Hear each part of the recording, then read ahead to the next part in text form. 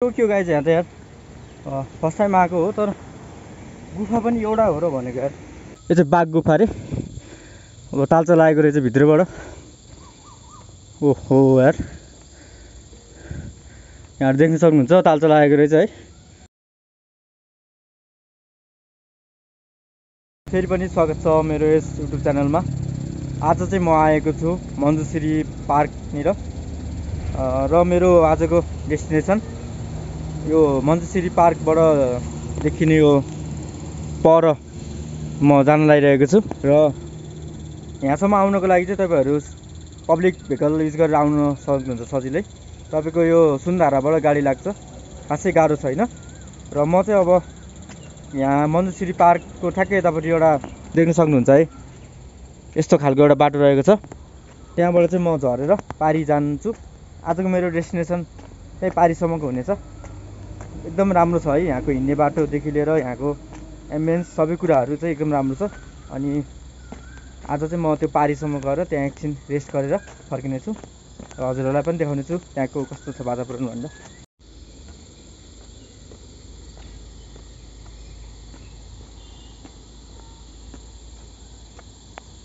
So guys मैले चाहिँ यहाँ के फेला पारेँ भने तपाईको यो चोबा डाँडा यो मञ्जुश्री पार्कबाट म जुन बाटोबाट आएँ त्यहाँनिरबाट यहाँ देख्न सक्नुहुन्छ है, यहाँ चाहिँ एउटा गुफा रहेछ। पहिल्यैबाटको गुफा रहेछ एउटा। अहिले चाहिँ यो सायद बन्द नै भएको हो जस्तो लाग्यो, किन हो थाहा भएन। तर यहाँ चाहिँ एकदमै ठुलो गुफा छ भन्ने सुनेको थिएँ मैले।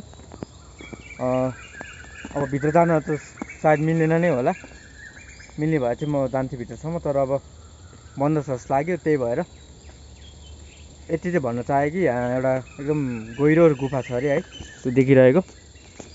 यहाँ चाहिँ यस्तो जिप लाइनहरू पनि राख्नेको देखियो है, तर खोइ यहाँबाट अब बन्द हो कि के हो थाहा भएन। तर जिप लाइनहरू पनि रहेछ हुन चाहिँ। अब जिप लाइनको नाम मात्रै छ जस्तो यहाँ चाहिँ। के सुन्दर ठाउँ रहेको छ, एकचोटि भिजिट गर्न म अवश्य पनि रिकमेन्ड गर्छु। देख्न सक्नुहुन्छ यो ठाउँ, यहाँनिर चाहिँ बस्नको लागि रेस्ट एकदम पिसफुल ठाउँ छ है। सो मैले देखाइसकेँ, यहाँ एकदमै पिसफुल भाइब छ। सो यहाँ आउनको लागि चाहिँ हेरचेक्राइ नगरिकन सिधै आउन सक्नुहुन्छ तपाईहरु।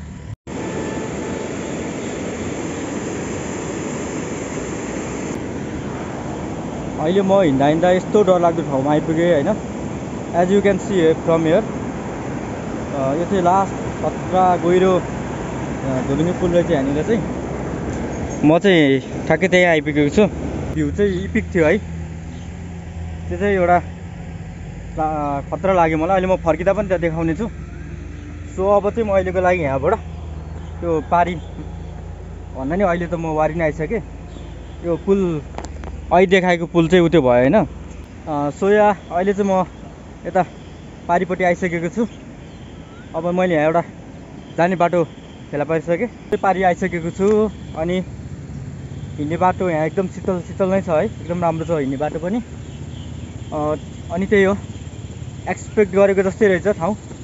बवाल छ है, एकदम बवाल छ। अनि यहाँ तल चाहिँ एकदम डरलाग्दो भ्यू देखिन्छ है त। यहाँ नदेखेको होला है, तर यहाँ तल एकदम गहिरो खोला रहेछ एउटा। सो म चाहिँ यहाँ अब धेरै बेर बस्न चाहेन, सिधै माथि गएर भेट्छु म। सो मैले अघि नै भनिसकेँ, यो जस वर्थ इट नै छ अहिलेसम्म यो बाटो, यो ठाउँ। बाटो अलिकति यस्तै ढुङ्गाबाट हिँड्नुपर्ने हुन्छ, त्यस्तो गाह्रो पनि छैन। मान्छे हिँड्ने बाटो नै हो है। अब नर्मल हिँडिरहने मान्छेहरूलाई चाहिँ त्यो त इजी हो। लगभग म चाहिँ अब डाँडा आइसकेको छु, यहीँ नै हो डाँडा माथि। सो गाइज म चाहिँ यहाँ डाँडानिर आइपुग्न लागिसकेको छु। अब यस्तो बार लागेको रहेछ है यहाँ। अब डिल छ, छेउ छ, मान्छे लड्छ भनेर नि लाउनु भएको होला। हेरौँ कतै शीतल छ भने त्यतै छाहारीमा बस्नुपर्ने हुन्छ। फाइनली म चाहिँ माथि डाँडामा आइपुगेँ। यस्तो रहेको छ यहाँबाट देखिने भ्यू। र म यहाँ छु, यस्तो घाम लागेको छ अहिले। यहाँ चाहिँ तपाईँ कि एकदम बिहान कि चाहिँ बेलुकामा आउँदा शीतल हुने रहेछ, नत्र त एकदम घाममा परेँ म त।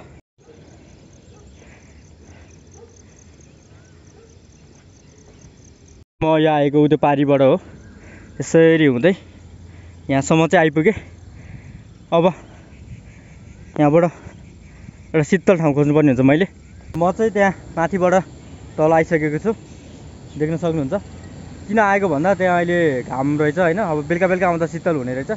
तर म चाहिँ अब त्यहाँ धेरै बेर नबसिकन फर्किहालेँ। अनि मसित चाहिँ यो पनि पछि लाएर आएको छ। यो किन हो, साथी खोजेको क्या है, मसित पछि लाएर आयो। अनि अब तल अब कतै शीतलतिर बस्नु पर्ला अब एकछिन गएर। यस्तै नै भइरहेछ है भ्लगहरू चाहिँ। अब डेली लाइफमा के भइरहेछ, नर्मल भ्लग नै भइरहेछ। यही बनाउँछु भनेर प्लान गरेर होइन कि, अब जे भइरहेछ त्यही नै म देखाइरहेको छु हजुरहरूलाई। 2000 years later. एउटा अचम्मको कुरा नै भइसक्यो यहाँ मेरो लागि। देख्न सक्नुहुन्छ, अघि मैले जुन पार्क भनिरहेको थिएँ म त्यहाँ छिर्न पाएँ लक्किली। अब यहाँ पुरै म भ्रमण गर्नेछु, यो ठाउँको पुरै देखाउने छु के छ।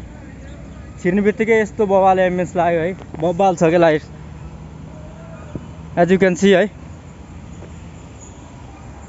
यस्तो बवाल छ यहाँ। अब चाहिँ यहाँ पुरै घुम्छु म। यहाँ अघिबाट आँखा चाहिँ यतै गइरहेको थियो, तर यहाँ घुम्न पाउला जस्तो लागेन। तर अब चाहिँ म आइसकेको छु, अब म जान्छु त्यहाँ। सो त्यही हो फाइनली गाइज, म नि आइपुगेँ। टिकटको कुरा गर्नुपर्दा चाहिँ 50 रुपियाँ रहेछ। अनि यो चाहिँ मञ्जुश्री, पुरानो मञ्जुश्री पार्क भयो। र फाइनली अघि जुन मैले देखाइरहेको थिएँ एउटा गुफा भनेर, बाहिर चाहिँ आइपुगेँ म। But I don't think so है, म भित्र जान पाउँछु जस्तो लागेन। यो चाहिँ बाघ गुफा अरे। अब तालचा लागेको रहेछ भित्रबाट। ओहो यार, यहाँ देख्न सक्नुहुन्छ तालचा लागेको रहेछ है, जान नमिल्ने रहेछ। तर गुफा चाहिँ लास्ट तल रहेछ क्या हो। अब जानु पाएको भए चाहिँ रमाइलो हुन्थ्यो। यहाँ चाहिँ एकदम अचम्म ठाउँहरू पनि रहेछ है हिँड्दै जाँदाखेरि। अघि मैले एउटा मात्रै गुफा देखेको थिएँ, तर यहाँ चाहिँ त्योभन्दा नि डरलाग्दो गुफा रहेछ। यो चाहिँ नयाँ गुफा रे, न्यू केभ है। सो यहाँ एकदम गहिरो छ, तलसम्म रहेछ है यो गुफा चाहिँ। देख्न सक्नुहुन्छ भर्याङ पनि हालिदिएको रहेछ, तर यहाँ तालचा लागेको कारणले चाहिँ जानु नमिल्ने भयो। तर एकदम डरलाग्दो देखिँदो रहेछ गुफा चाहिँ।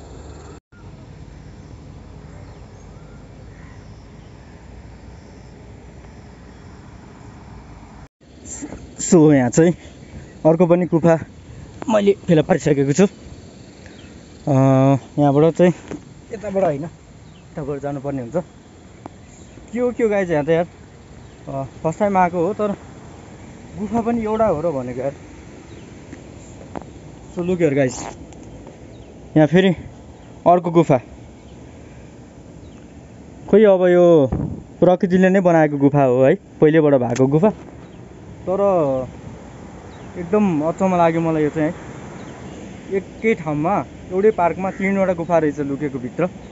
तर मान्छेहरू नगएको कारणले अहिले बन्द भएको छ है। अब अहिले कुरा सुन्दा चाहिँ ग्रुपमा आयो भने अलिकति जान पाउँछ कि जस्तो कुरा सुनेको थिएँ। तर अब अहिले म एक्लै आएको पनि हो, त्यो माथि हेर्दैमा डर लाग्दैछ। तर एकचोटि जानु चाहिँ पर्ने खाले नै गुफा रहेछ। आज यहाँ गुफा एक्सप्लोर गर्न आएको जस्तो भइसक्यो है भिडियोमा त होइन, केही नै छैन। तपाईँहरूले पनि थाहा पाउनु भयो नि त यहाँनिर गुफा रहेछ भनेर। आई होप यो गुफा पनि जान पाइन्छ होला कुनै दिन। जस भाइब्स चाहिँ छुट्टै खालको छ यहाँ, टक्क ग्रिनरी भाइब्स। अनि यहाँको मुख्य आज मैले पत्ता लागेको भनेको गुफा चाहिँ अनएक्सपेक्टेड भेटियो है। 3टा गुफा, फेरि एउटा मात्रै होइन 3टा गुफा रहेछ। थरथरी नाम रहेछ, एउटा बाघ गुफा, एउटा नयाँ गुफा, अनि एउटाको चाहिँ नाम दिएको छैन। सो अब त्यही नै हो, बवाल छ है, बवाल छ। सो आजको लागि चाहिँ यहीँ घुम्दा दिन बित्ने भयो। अब नघुमौँ पनि कसरी है, ठाउँ नै त्यस्तो छ।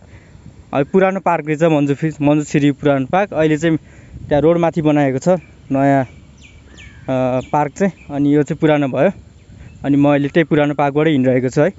त कसम भनेको यस्तो ओभर घाम छ है, घाम कस्तो भ्यू चाहिँ बवाल देखिन्छ यहाँबाट। अब घाम छ भन्दा पनि नहिँड्ने कुरो त भएन, अब हिँड्नुपर्ने हुन्छ। त्यही नै हो। अब म फर्किन लागेको यहाँबाट। धेरै घुमेँ, यताउति देखाएँ मैले। यहाँ आज मुख्य भनेको चाहिँ गुफाको विषय भयो।